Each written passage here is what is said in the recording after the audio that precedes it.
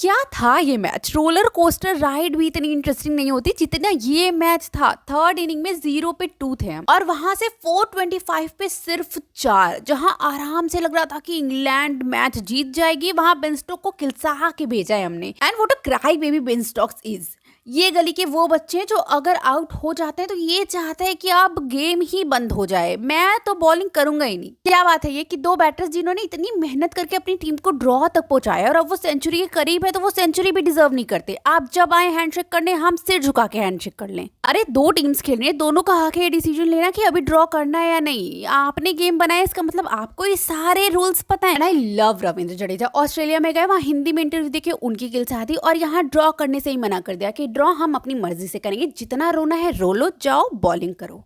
और क्या परफॉर्मेंस दे रहे हैं वो, लगातार 3 मैच से कंसिस्टेंटली परफॉर्म कर रहे हैं और टीम को मुश्किल जगहों से निकाल रहे हैं। पिछला मैच ऑलमोस्ट जिता दिया था और इस मैच को ड्रॉ करने में भी क्रूशियल रोल है उनका। तो इतनी सारी मेहनत के बाद ही टोटली डिजर्व अ सेंचुरी। और उनके पार्टनर वॉशिंगटन सुंदर, मेडन टेस्ट सेंचुरी, और अचानक से नहीं आ गई है ये। 50-100 रन भले नहीं बन रहे थे, लेकिन एक छोर को पकड़े रहते थे वो। अपनी विकेट कभी भी उन्होंने ऐसे ही थ्रो नहीं कर दिया है। और थर्ड इनिंग में भी 206 बॉलें खेली है, तब जाके सेंचुरी आई है। पेशेंस चाहिए भाई इसके लिए। और अब इतनी सारी बॉलें खेल चुके हैं और जब सेंचुरी की बारी आई तो ड्रॉ कर लें, क्योंकि इंग्लैंड चाहती है ऐसा, तो ये तो नहीं होगा भाई। और जब हैंडशेक नहीं हुआ, इसके बाद तो जो बॉलिंग हो रही थी भाई, एंड सिर्फ ये चाह रही थी कि कैसी भी बॉलिंग करो, इनकी सेंचुरी करो और भाई ये लोग जाएं हैंडशेक करके, हम जाएं आराम करने। ये माइंडसेट हो गया था उनका। और इतना रो रहे हैं ये लोग सिर्फ इसलिए क्योंकि जब ये ड्रॉ चाहते थे तो हमने ड्रॉ नहीं किया। स्पोर्ट्समैन स्पिरिट, जेंटलमैन्स गेम, सब याद आ जा रहा है। ये सब वर्ड्स उनकी डिक्शनरी से तब कहा चला जाता है जब ऋषभ पंत आए हैं बैटिंग करने, जिनके पैर में फ्रैक्चर है और आप उसी पैर पे बॉलिंग कर रहे हैं, उसी पैर पे मारने की कोशिश कर रहे हैं।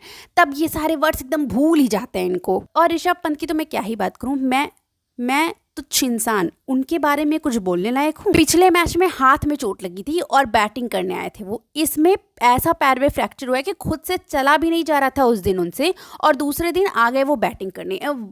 That's why I love watching sports.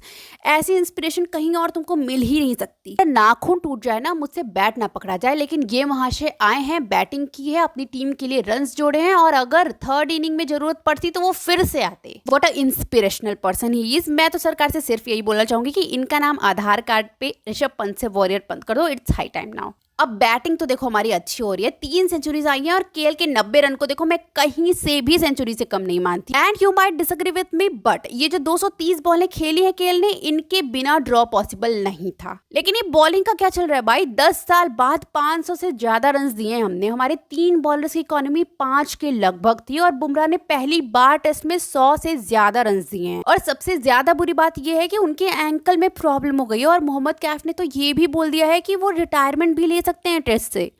क्या करें हम आईसीटी फैंस, छत से कूद जाएं?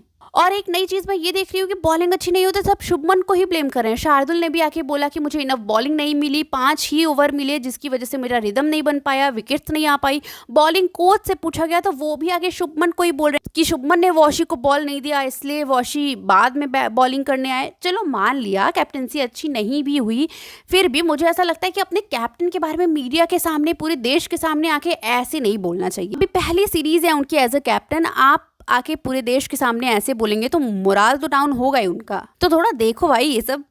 खैर, अंत भला तो सब भला। इंग्लैंड जीता हुआ मैच हार गई और हमने हारा हुआ मैच ड्रॉ करा दिया। तो अभी हमारे पास चांस है कि हम ये सीरीज भी ड्रॉ करा सकते हैं, लेकिन ये इंजरीज ये थोड़ा टेंशन दे रही हैं। खैर देखते हैं अब आगे क्या होता है, होप्स पे ही दुनिया कायम है। तुमको क्या लगता है क्या होगी अगले मैच में प्लेइंग 11 इंडिया की और इंग्लैंड की भी, क्योंकि उनके फास्ट बॉलर्स ने इतनी बॉलिंग की है कि रेस्ट की जरूरत तो है उनको।